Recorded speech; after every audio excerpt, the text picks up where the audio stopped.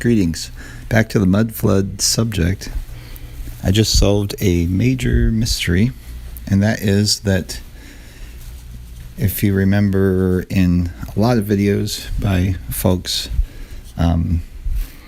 with the mud flood subject where the buildings have very high ceilings and large open spaces in very cold environments, the question is,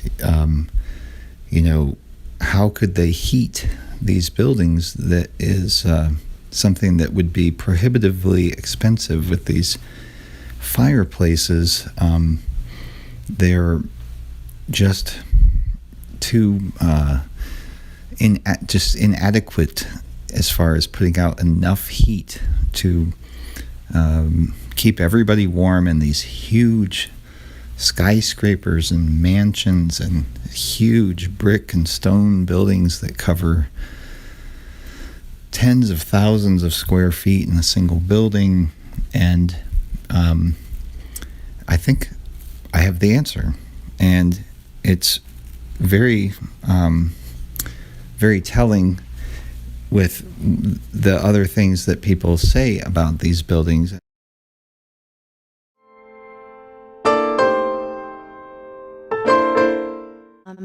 Tonight the program is The Lost Art of Steam Heating, and I am so happy to say that.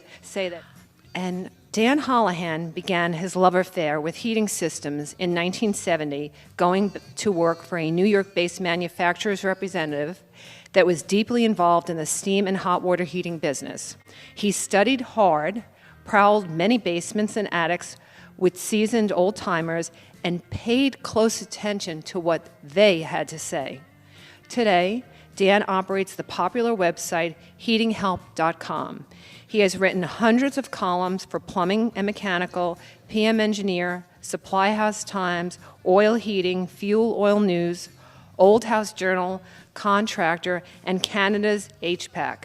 He's written 15 books on subjects ranging from steam and hot water heating to teaching technicians. From Maine to Hawaii and Florida to Alaska, Dan has taught over 200,000 people at his seminars. Thank you.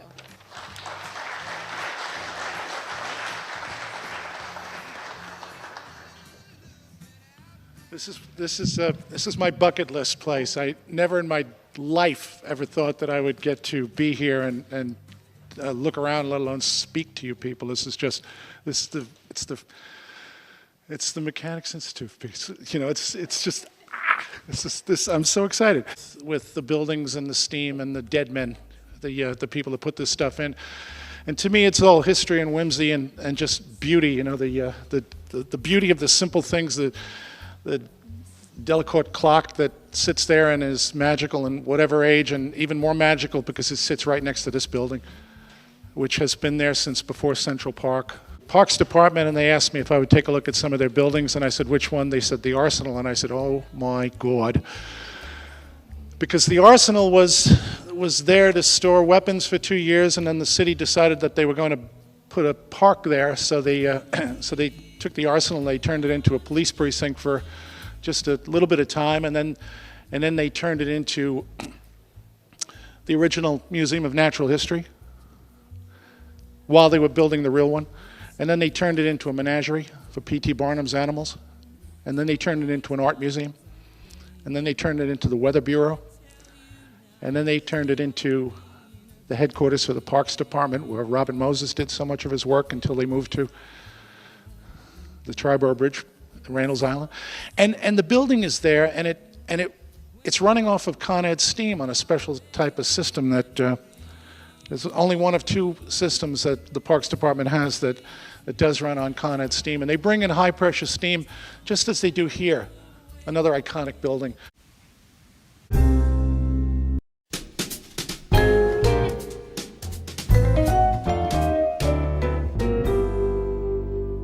Well, look at this video. It starts off with the spinning globe, and you know what that means. It's going to have some bullshit in it. No matter where you live, there's no doubt that energy is one of the greatest challenges of the 21st century. Scientists, engineers, and entrepreneurs around the world are working on solutions to increase energy efficiency and slow the growth of greenhouse gases. At the same time, we must meet the increasing energy demands of a growing population. What if there were an energy technology that could increase energy security right now, not years from now, and provide high-quality jobs today, not years from now? Well, there is such a technology, and it's already here. It's called district energy.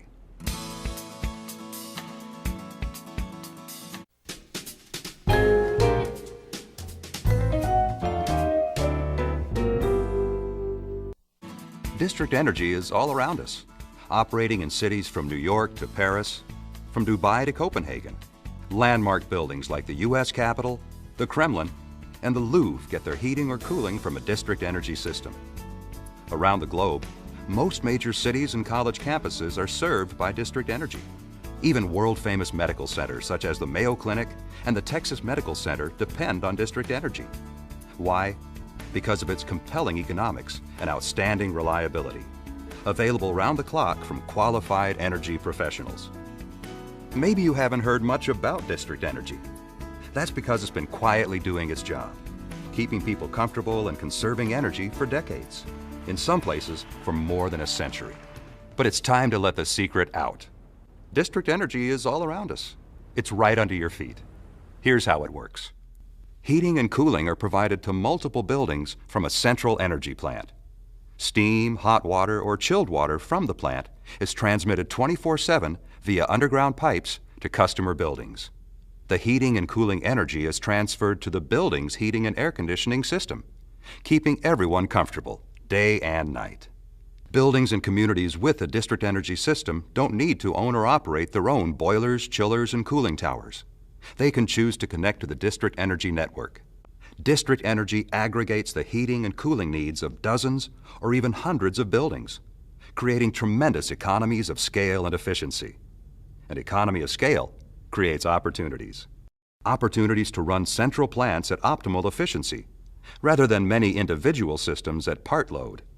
Opportunities for combined heat and power where the useful energy is more fully utilized.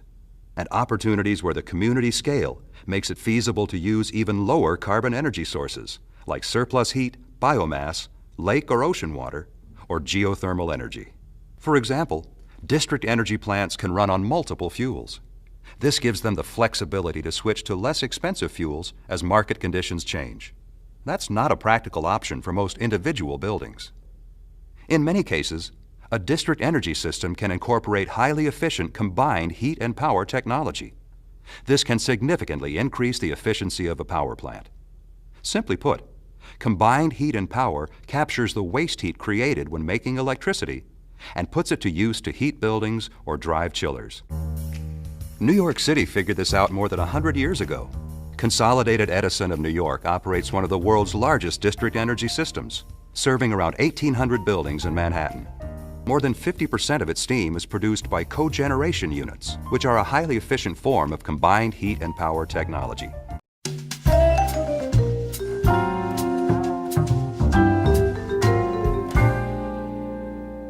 Now that just doesn't make sense. If you're creating heat to generate electricity, then you create the heat and you use the heat to drive the steam turbine. And once the steam has driven the turbine, the energy is spent and it's about to condense. It's barely even steam if you're doing it efficiently. You're not going to have enough left over to heat an entire city by blasting steam, especially then to drive cooling units. It does not make sense. It only makes sense if the steam source is a nearly endless stream coming out from the earth, which we know you can do. You drill down enough and all you have to do is run a loop down there, put water in, you're going to get steam out the other end. You're going to have the weight of the water going into the one pipe. All you have to do is have a perforated pipe going down that takes the groundwater down, and have a larger pipe coming up that is going to blast steam up, and then they just route it around. I think that's what they're doing, and that's the big secret.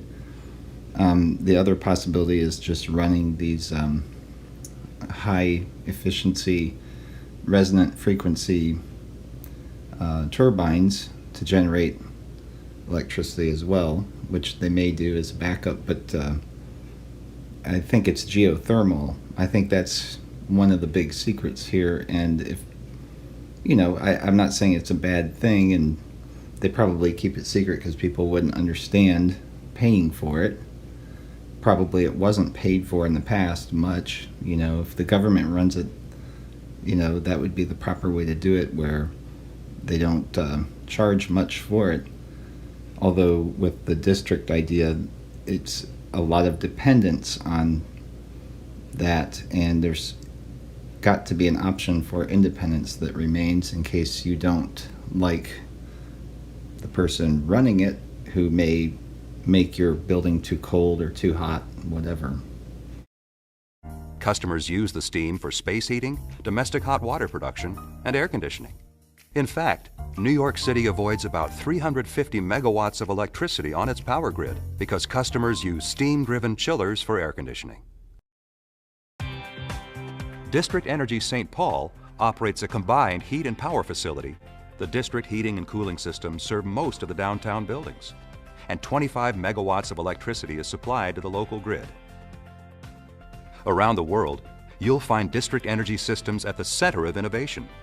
Solar district heating in Denmark and Sweden, deep lake water district cooling in Toronto, combined heat and power fueled by oat hulls at the University of Iowa, geothermal-based district heating in Turkey, combined heat and power fueled by landfill gas at UCLA.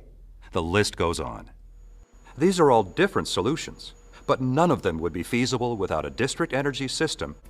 Just think about the thousands of district energy systems that are already saving energy and helping the environment. What if even more district energy systems could be constructed? We could help existing district energy systems expand and stronger and smarter.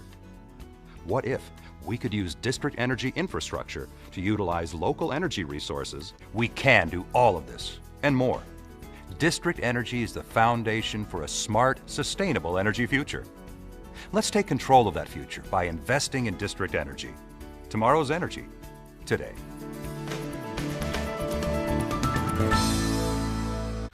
And here we got the arsenal running on 8 pounds of pressure. So we go in and we start being nosy, and we always begin at where the steam comes into the building, and there's this pressure reducing valve, and the building is 2-pipe steam, and they had put thermostatic radiator valves, the non-electric type, on every radiator.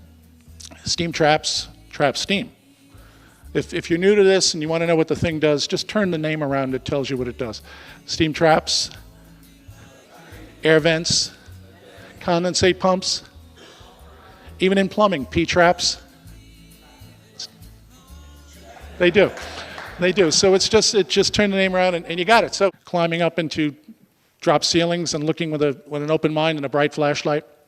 At one point we went into the boardroom, and there on the wall, almost the length of that bookshelf, is the original drawing of what Central Park will be by Frederick Law Olmsted, and I walked over and hugged it. You would have done that too. And that's the best thing about being a heating guy, because we get to go places that most people don't get to go, like here. So, because it's the weight of the water trying to fall out versus the atmospheric pressure holding it in. So it's these forces of nature. Water flows downhill, heat goes toward cold. Heat doesn't rise, hot air rises, hot water rises. All these things that you know instinctively. You know everything you need to know. You just don't know that you know it. So why not water seals instead of steam traps? They worked in 1890, and they're still working. If you go down to Lower Manhattan, those systems are still in place because there's no moving parts to them, except the water. And I turn and I see across the park there was the Dakota, which is a really important building to me because that was built in 1884, and it was called the Dakota because the architects made fun of it. It was an apartment building built on the other side of Central Park, where we've got houses over here that I showed you earlier, mansions.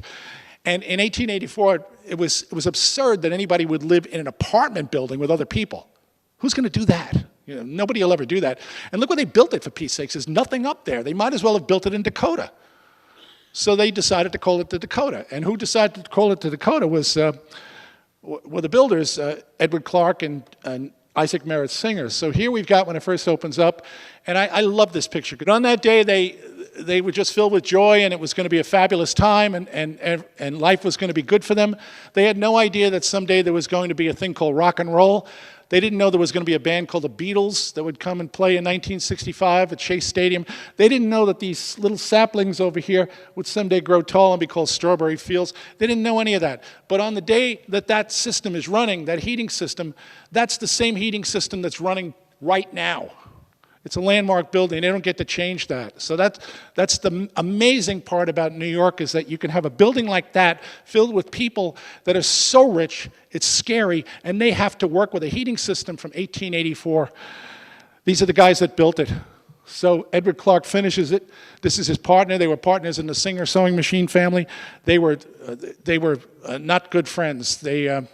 Isaac Singer was a philanderer. He had 5 families all at the same time here in New York, and countless children that he didn't know. And when he died, all of that came out. And his widow, there was a famous battle. This is the stuff you find out when you're looking at old radiators. But his widow was Isabella Boyer Singer, and she was considered to be one of the most beautiful women in the world at the time.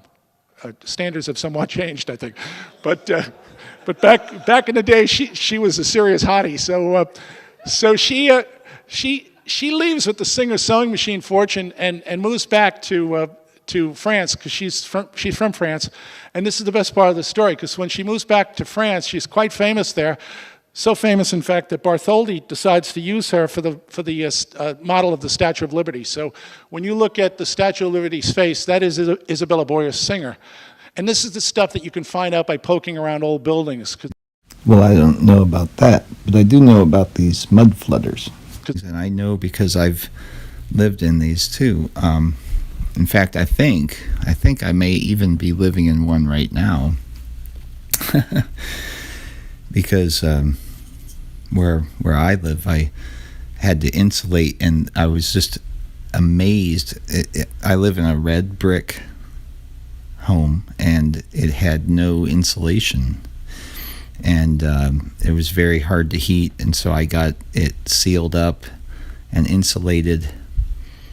And so what I've found is this concept and a lot of evidence that all these buildings were heated via district heating, which is steam heating, and it's an ingenious concept, and it's installed in these older buildings all around the world.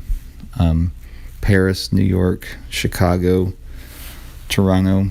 It's always been there, but the knowledge of how it works and the knowledge of how it's used has nearly been lost, but they're rediscovering it starting in about the 1960s to the 1990s. They started to reutilize these systems that were already in place.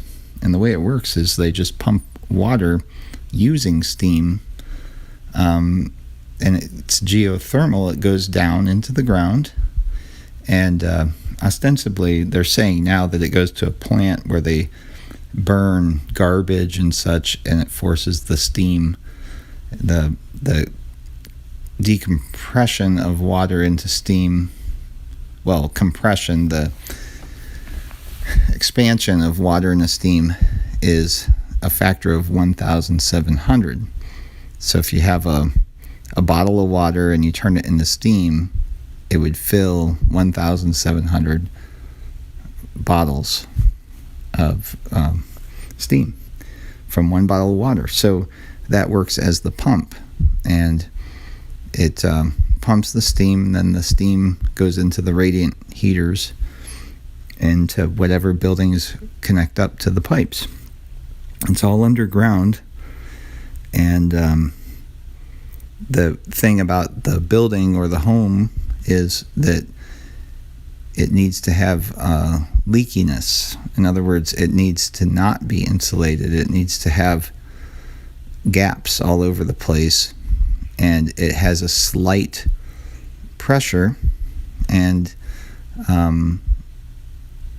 It may have a cold air return that goes into a sub-basement tunnel. So that explains, I think, a lot of the tunnels that you see everywhere.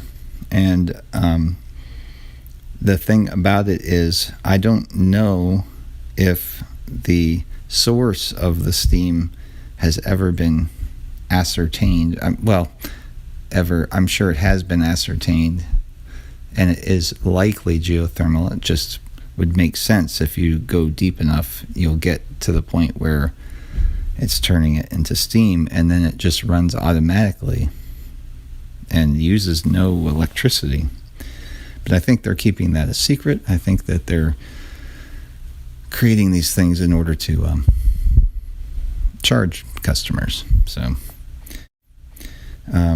But these mud flood buildings, there's one on Fifth Avenue that this guy talks about that is a HVAC specialist, and he talks about going into this $40 million mansion, and I'd like to know, if the source that is the original source, which would be geothermal, and that's something that's been known for a long time, but I think the extent of it was understated by a lot, and a lot of people didn't realize that they already even had that in place, like the building owner of the Fifth Avenue mansion that is featured in this video. So along Fifth Avenue, when the people when the people that could afford it built these mansions along there, Con Ed, prior to Con Ed, New York Steam Company actually set up a boiler plant just for them.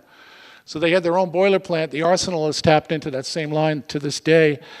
And in 1888, when that major blizzard came through, they were the only people in the city that continued to have heat. So that made district heating very popular, and that's part of what makes this building, what you see now that this is on district heating, because Con Ed, they said this is one of the pluses. You don't have to depend on people trying to deliver fuel to you if everything's coming to you underground. 973 Fifth Avenue is a house that I looked at a couple of years ago, and it was a fascinating place because it had just sold, I think, for $40 million, and there were two people and a kid moving into it, and they were going to put in new HVAC split system, but they wanted to know if it was viable to keep the Con Ed steam. So I went there to look at it, mostly because I'm nosy, and look at it. So I went in there and I'm wandering around, and what they had there was indirect heating. So this is from a time when they would bring in 100% fresh air from the outside, and it would waft over what are essentially boiler sections that hang suspended in ductwork, and then come up through the floor grates that were placed all over the place. So inside, you've got this type of a setup inside the ductwork, and it's coming up through grates in the floor that look very decorative like that, or in the walls. And in most of these older buildings, they had no return air duct going back. It was the leakage of the building that made it work. So they'd bring in cold air from outside, heat it up, send it up into the building, and then it would just leak out. And the comedy of that is when you get a super rich person that decides to bring in a blower door test and button up the house and weatherize it and make it real tight. Now suddenly he has no heat at all. I love that. That's when you could charge a fortune to punch holes in his walls. And but these people on Fifth Avenue, they actually had a return air duct, and it was the most fascinating one I've ever seen in my life because it was that stairway. So this went up 7 stories inside the house, and the heat is coming up out of the ground on each floor through those beautiful grates, the bronze grates, and the air would very gently just fall back down the center of that stairway. And at the bottom of that stairway, there was this door that was very decorative, and when you opened the door, there was nothing in there except a big return air duct that went right back down to the basement, all working off Con Ed. So the thing is, if you know what it is that you're looking at, you could become a very valuable person, right? And if I could do this, anybody could do this, believe me. Well, that you know it. Sometimes you just need somebody to remind you, or sometimes you just have to stop, back up, and remind yourself, right? We go on these old jobs and we see these gauges that measure in both pressure and vacuum. It goes from 0 to 15 pounds of pressure because that's the limit of a low-pressure steam boiler. And then it goes down to 30 inches of vacuum. And that's because when they were burning coal before we had oil and before we had gas, they had a problem. Toward the end of the day, the coal pile would burn down. So that was the problem that the old timers, the dead men, had with these systems where the coal pile would burn down. So they came up with this method of driving the system into a vacuum. Grams per liter. But if you overboil to get there, you're going to leach your tannins, bitterness, yuck. Let's make a little bit of pressure, less than a pound of pressure, and we'll push the air out of the system, and on every air vent there will be a check valve built into the air vent. So the air will go out, and when the steam condenses and shrinks to 1/1700th its volume, the air won't be able to get back in. So I pull a mild vacuum. So the system then will go into a deep vacuum, and you'll be able now to boil water at temperatures below atmospheric pressure. That way I can keep the temperature no higher than 92 C. So you'd be sending steam up into the building at temperatures in some cases as low as 150 degrees steam going up into the building, and that was a pretty sweet way of heating. So that was called vapor vacuum heating, and that was what was once in this building in a different version. Why the hell are we making meth? The vacuum system, whether you use a big pump to produce vacuum, that comes up years later. And this gives the people that are building the building the advantage of downsizing every pipe, valve, and fitting in the building by at least one size. Empire State Building is a vacuum system. So if you want to save money on the go-in, you size it for a vacuum pump that's going to pull the air out of the system and create a negative pressure on the return side so that the condensate comes back faster and the air comes out of the system faster. The problem is it depends on these steam traps on the radiators and at the ends of the mains to be working, because if steam traps don't trap steam, that really, really hot stuff comes back into the vacuum pump, which is in a vacuum, and it blows up the motor. So steam traps, when they fail on the radiators, they typically fail in the open position because that's the position that will cause you the most grief. And when it does that, the steam creeps into the returns and makes the condensate hotter and hotter and hotter. And this is never reported. It's not like it's not in the daily news. It's not in an obituary. The trap doesn't clutch its chest and scream and fall down. You don't notice it. It just fails. So somebody comes along and says, why don't we just put one big trap right here at the end of the main, right before the pump? Seems like a great idea, right? It's like put the trap at the trunk of the tree to protect the pump. And when I see that, I always ask what I call the dead men question, which is, if that could be done, don't you think they would have done it? Were these people so stupid that they put traps on all the radiators because they had extra traps and time on their hands? No, they're out there for a reason. They're like the balancing valves in a hot water heating system. That's what steam traps do. They create points of pressure and no pressure. So once we put this big trap right here, the vacuum pump now pulls a vacuum from here to that trap, which then opens and vomits super hot water into the pump and blows it up all over again. Plus, you're now double trapping the line here, because if any traps in the building are still working, you just created what they had at the arsenal. So the water backs up in the line, you get water hammer, you get uneven heating, you get no heat, and you get some knucklehead raising the pressure. You don't even have to be that good to get this stuff right. All you have to do is think about basic things and maybe read a little.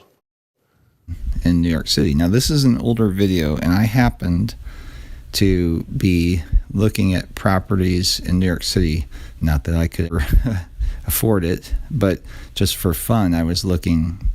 When I first got on Zillow a long time ago, I was just having fun looking for like the most expensive buildings. And I think I actually looked at this because I went to Fifth Avenue knowing that's one of the most expensive places, and I didn't find any homes, which kind of surprised me at the time. And then I found this one home, and it's this mansion, and he mentioned it sold for $40 million. And I remember that number. It's kind of esoteric, trivial knowledge that I memorize, like photographic memory almost. And it was indeed a super mansion, and it was, I think, it was the last home on the island of Manhattan. And I remember a few years after that seeing an article saying that the last home on Manhattan is being demolished. And I was flabbergasted because, number one, Manhattan's a huge island. And number two, don't they have a sense of history? Wouldn't they preserve, especially the very last home? It's ridiculous. But I'm sure by now it's demolished. I'm almost certain that it is. I think I read that. And the thing is, this HVAC guy went into the home the last time it sold to a family, or I don't know if it's a family. He said 2 people and a child. So it's kind of a strange thing to say of who bought it. But anyway, that's neither here nor there, and not the point at all. The point is that they called him in there to this 7-story mansion to ascertain what the heating is. And he took a look at it, and he saw one of the most wondrous functional heating systems ever. And it was steam heat that came, he said, from a line of Con Edison. So Edison, who's a prick con man, Con Edison, I just thought it was funny. But Con Edison, yeah. So if you want to believe where the steam comes from, that I'm sure they have a plant and charge money for it, but it came whether you paid for it or not. And the steam came in, it's piped through the building, it can heat the entire building, no problem. It runs day, night, all the time, 24/7, never stops. And so take a listen to these clips and let me know what you think. I have quite a bit of evidence, and this is only basically the tip of the iceberg. If you are wondering what this is an image of the same kind of district heating coils that was discovered by the Wise Up channel, and he was looking at it saying it's some sort of refrigeration type thing.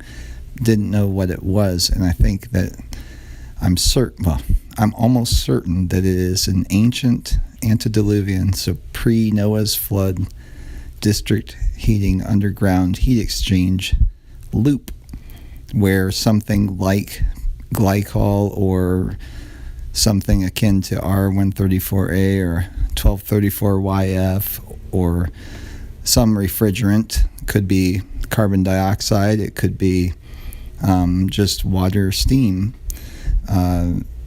but something with a high expansion value that changes from the liquid to gas phase was used, and it was buried in the great flood, the deluge of Noah's time, and it was it's either a casting or it's a petrification. I don't think it's a vitrification, although parts of it may be vitrified. And there are distinct differences, but I won't get into those in this video. I just wanted to show this to you because I'm starting to piece these things together, and it is relevant to today because they are forcing building owners to sign up to district heating in cities like Chicago and New York and all over the place, Toronto. And these companies are reusing the tunnels, all the pipes and things that basically are already there. They just have to update them.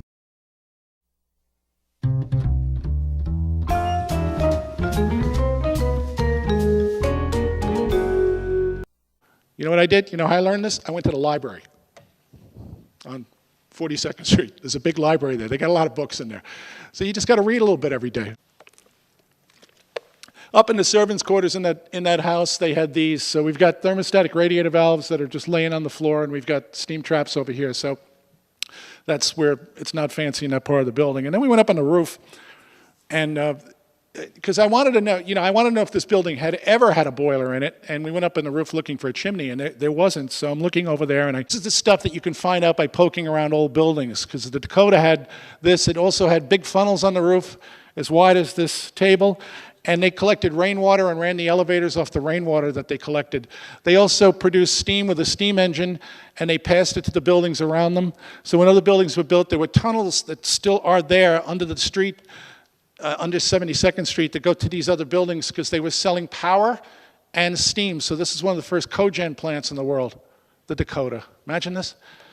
The time goes by. These are the radiators that they have there. They're radiators that were made from surplus gun barrels left over after the Civil War. They're called Reed radiators. And each one of those old gun barrels is plugged at the top, and there's a tube that runs up the inside. And over here you can see the remnants of what was called a Paul system after Andrew Paul. This building has that same system.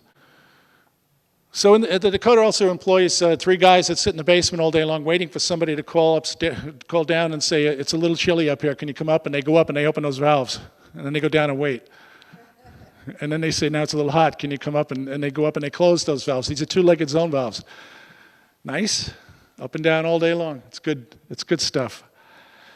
So there it is in 2005 when the gates were up, and today in 2015, 10 years later, it's still operating off the same steam system that was there when it was first built in 1884.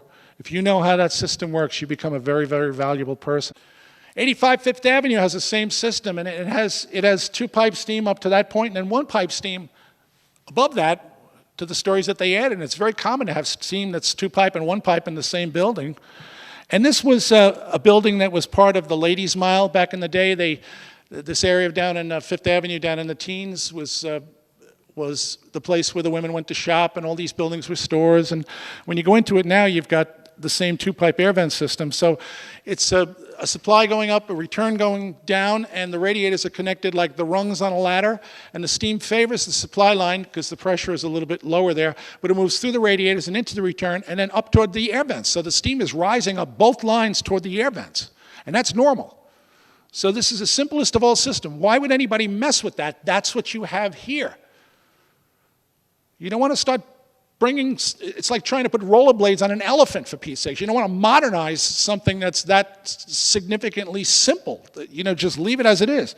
So that's water hammer. That's what you get when you got steam moving at gale force wind across the surface of the water, and it picks it up, and the water can't get out of the way, so it gets picked up and it gets thrown toward the end, and it's going to hit with tremendous violence. So much so that when Con Ed has that experience, as they did here in 2007, this was caused by a contractor that was working within the system while it was under pressure, sealing something, and the sealant got loose and it went into 2 steam traps. And it caused this explosion that killed 1 person and put stuff on the top of the Chrysler building. So that's the tremendous potential for water hammer, all caused because that morning there was a super big rain. And when this thing happened, I said to my wife, the rain did that, because the rain goes down into those holes, and it gets on the outside of the pipe. When you see those cones on those corners where you see the steam coming out, that's not a steam leak. That's rainwater on the outside of the pipes. That's what you're seeing coming out of those tubes with Con Ed. So this cost them, by the time it was settled, I think it was $40 million for 2 steam traps. So a lot to be said for preventative maintenance, right? Followed up by lawsuits. So water hammer will do that. Here's a radiator that was hammering like crazy. So you got to ask the question, will water flow uphill on a 1-pipe steam radiator if we're going to pipe it like that? Can water drain out of that radiator? Here's one in Brooklyn where they had such severe water hammer that the contractor decided to screw a hot water heating system, expansion tank into the steam line to act as some sort of a shock absorber. Didn't work, but it was a great try. Wasn't that fabulous? So here's another one. We got this convector that's coming up, and it's going into steam pipes come out of the floor, it goes over here, there's the air vent, and it comes back over here, there's a check valve, and it goes right back into the same pipe. What do you think of that? Now you're laughing, but this is actually brilliant. We tap off the vertical riser, and we go into the radiator, and we pitch in the direction of flow, and we come back, and we give ourselves just a little bit of height here, and a check valve, and we go right back into the same riser. So the steam goes this way, the steam keeps the check valve closed, steam pushes through toward the air vent. There's always going to be some leftover pressure on this side that combines with the weight of the water in this vertical pipe to open the check valve, and the condensate slides right back down the main. That's what they're doing here. See that? So it comes up here, pitches this way, comes down. The height of the water here combines with the steam pressure that's there to open that check valve to send it right down. So, still laughing? What did you just learn? All right? When you see something that's old and it's been there for a long time and it's working, don't laugh at it. Marvel at it. I laughed at it. Madonna lived in this building. She had a system that was done by a man named John Mills, and this was John Mills was dead, in the 19th century, but John Mills gave us a lot of things, and one of them was the Mills system, and Madonna's building had screwed pipes. So there were air vents at the top and air vents on the radiators, and I was up here in a crawl space with a friend, and this was a 12 by 12 by 3/4 inch screwed T. Now that's probably a 300-pound fitting. It's bigger than your imagination. But when you see something like that, it's marvelous to think, like, who did this? Like, who put this here? Who were these guys that were able to do this sort of work? So when we look at something like that, we have to consider all the ways water's getting back into the boiler. In a gravity return system such as we have here, we've got say, out here, the distance between the lowest horizontal steam pipe and the boiler water line has to be at least 28 inches, which is equal to a pound of water weight. And that's because if we start out with, say, 2 pounds of pressure in the boiler, we're going to lose energy as we go around, so we might only have, say, 1.5 pounds of pressure left over in a really big building. So on one side of the scale, we've got 2 pounds, and on the other side of the scale, we've got 1.5 pounds, so the water's going to back out of the boiler and go up this line. So we allow a space at 28 inches, so that equals a pound. So 1.5 pounds of leftover steam combines with a pound of water weight to put the water back in the boiler. It's called gravity return. This gets gloriously screwed up on jobs as soon as they add motorized valves. See, because you put a motorized valve in there, the motorized valves start to close. Now we need a condensate pump, because otherwise everything's going to back out of the boiler when the motorized valves close. And as soon as you put a condensate pump in here, when the motorized valves close, you get a deep vacuum in this piping above the boiler water line and this piping here. And you stand there and you watch the water in the gauge glass just zoom right up as the vacuum forms, because the atmospheric pressure here just pushes the water out of the pump and into the boiler. And again, it's all basic stuff that you knew when you were growing up and sticking straws in a bottle of milk. 1918, we had an event called the Spanish influenza that changed heating once and for all. Because the Board of Health came out and it said, now we have to have our windows open. So 1919, 1920, I start to see books that talk about the fresh air movement. The heating engineering books said we have to design for the coldest day of the year with the wind blowing and the windows open. Right? So that changes everything. So we have this movement that just takes the world by storm. Here's, because Spanish influenza killed 50 million people, which is equal to the entire population of the northeast portion of the United States of America. 50 million people died from this thing. You probably never even heard of it. It was the worst disaster in the history of the world. Here's a guy that got shot by a cop because he refused to put on his influenza mask when he was outside. You weren't allowed out on the street without that mask. Cop shoots him. That's how serious this stuff was. 40,000 people in Manhattan died from this thing in that one winter. So then the Depression arrives, and now we're sizing heating systems for open window ventilation. The Depression shows up, and people are, they've got these oversized radiators that they're paying for coal, and they say, shut the window. What are you doing? So people start shutting the windows, and now these radiators are putting out more heat than Shakira. You're in there and you can't even breathe. So they said, do something. So they start do stuff like this. They make these embroidered slide over the radiator to pull up and down to stop the heat from coming off. And then they said to the government, do something. So the government steps in, and they discover that if you use this special kind of paint called bronzing, it has this effect of cutting the radiator's output by 20%. And it's a particular paint that contains metal flakes. And they published this. So they said, here, if we have a radiator that's cast iron and not painted, it's 100% effective. It's putting out 240 BTUs per square foot. And if we painted aluminum bronze, it cuts it down to 192. In other words, it takes 20% off. This is why radiators are silver. Next time you're out with somebody and you're looking at radiators, you're going around doing a survey, you tell them that story, you claim it as your own, they're going to think you're fascinating. Because don't you think I'm fascinating? Huh? If I could tell you something you didn't know. That's fascinating, right? Oh, by the way, look, and it's only the final coat, because if you go back and you paint it black, it goes back to 100%. Or if you paint it the color of a flower pot, terracotta, you actually pick up 3.8%. So color does matter. And if you go on our website, I left a card there, and you look in just search, does the color of a radiator matter? You're gonna find the National Bureau of Standards report from 1935 that explains the science behind all this. They also then decided they're going to put covers on the radiator, and it wasn't to keep the children from being burned. It was to cut down on the heat. If you put something as simple as a shelf over the top of this, this says you have to add 20% to the size of the radiator to get the same output that you would get if the shelf were not there. This is the one that I love because you've got some of these upstairs. This is that classic radiator cover that's got the hinged top and it's got that perforated front. And you see it advertised and they'll say, you know, saves energy and all this. It does not save energy. It cuts 30% of the output. So it saves energy if the radiator is oversized by a lot because of open window ventilation. But that's, you see, it's the history, the sociology, the American history. All this stuff comes into play in the engineering that we're doing. You got to know these stories when there's 215-degree steam on the inside. Now, why that's so important is because 215-degree steam happens to be steam at 1 psi pressure.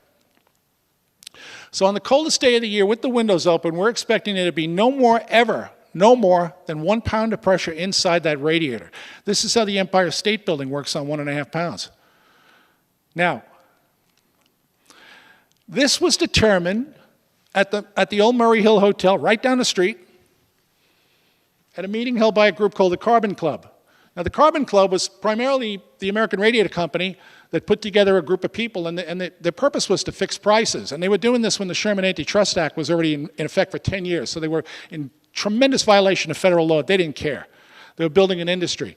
So their purpose was to fix prices, and if a boiler company didn't join the Carbon Club, they were then ostracized, not only ostracized, but the members of the Carbon Club would find their customers and give them boilers for free. If you want to see the remnants of the American Radiator Company, go over to the Bryant Park Hotel, which is right around the corner here on 40th Street.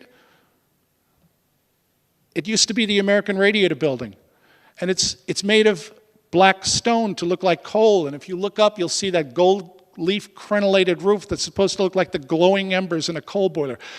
The lobby in the restaurant of the Bryant Park Hotel used to be a showroom for boilers and radiators. Can you imagine there was a time in America when you can display a boiler in that address? This is how important this was. So they got together, the Carbon Club, and they were trying to find a way to make the systems safer so that there weren't as many explosions as there were at that time. So on December 18th, they had a meeting, and they said, okay, today we're going to make a decision. We're going to say that from now on, every hot water system should operate on no more than 180 degrees. They just arbitrarily chose that.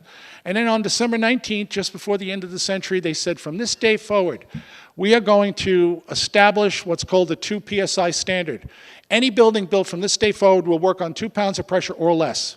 And if it doesn't, it's the contractor's fault, because we're going to give you pipe sizing charts that measure the pressure drop of steam as it travels through the pipe at 1 ounce of loss for every 100 feet of travel. So if we start out with 2 pounds of pressure, 1,600 feet down the line, or 160 stories straight up in the air, we're still going to have 1 pound of pressure, which will satisfy EDR. Get it?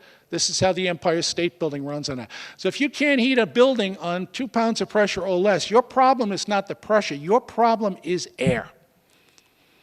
So you got to, once again, go back to wherever the boiler is, wherever the pressure reducing valve is, like in this building, and you ask this key question, if I were air, could I get out? If you can't get out, the steam's not going to get in. Plus, you get to be nosy and you get to wander around. And that's the best part of all this, don't you think? Absolutely. Prior to World War II, why did steam boilers fade away? Prior to World War II, 50% of all the buildings in America by the U.S. Census were heated hydronically. Hydronic is anything that uses water, so it includes steam and hot water. So before World War II, it's all steam and water except for the buildings that don't have central heat. So like my parents grew up in Manhattan, they didn't have heat until they were married. They had a stove, living on the Upper East Side. So we've either got fireplaces or stoves, and most of the country is heating hydronically. World War II happens, and during World War II, there is no heating industry. Everybody in the heating industry went into the production of something for the war, so you couldn't get any metal to make anything for the heating industry. We come out of the heating industry, and we're now in the 1950s, and in 1956, the Interstate Highway Act appears, thanks to President Eisenhower, and we suddenly begin to build roads out of our cities for the purpose of getting us away from nuclear war. But with this comes the suburbs, and a furnace will always be cheaper than a boiler.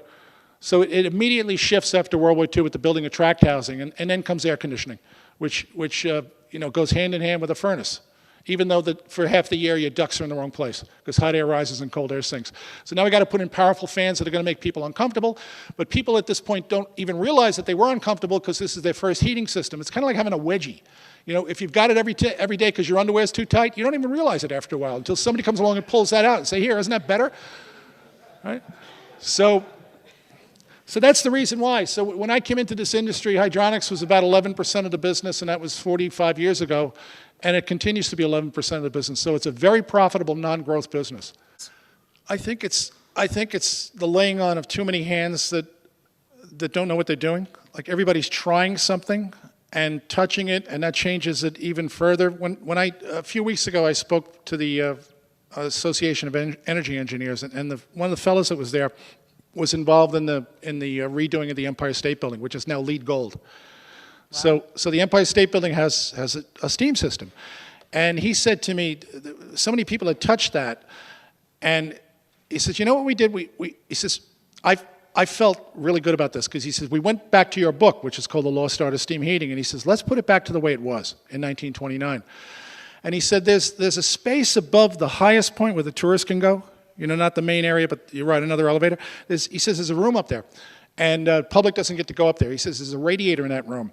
He says, I stood in that radiator and called downstairs and told them to open the steam valve, and he says, the steam was at that radiator in seconds. He says, you are so right. It moves at the speed of sound. The only thing in its way is air. So if you bring things back to the way they were, you know, this is what we're trying to do here. Like, why do we have a boiler feed pump dumping water into a sewer when we could do that by gravity? There's a way. It's called a false water line. This building used to have a boiler, and all the pipes that are in the basement used to be underwater. Suddenly, you've got Con Ed steam, and now you've got to put traps on those lines. Well, why not build a false water line, which is just it's an old piping trick. We take a big wide piece of pipe, we put steam into the top, we put water into the bottom, we pipe some steam traps into the side of this bottle, and we set it so that the water line inside the bottle is about this high, and that puts everything in this building back underwater. In other words, we match the bottle with wherever the water line of the boiler used to be. So no need for traps anymore down in the basement. And then you just spill out of the bottle and you go into a reservoir, and the water will cool naturally in the reservoir and then just flow by gravity. This is Alex's idea, right? And just flow into the sewer.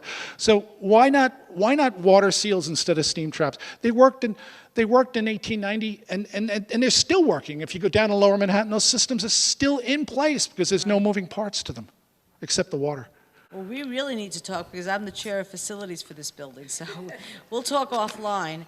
And you mentioned Con Edison, and the very little that I know about steam these days is that it is a byproduct of creating electricity.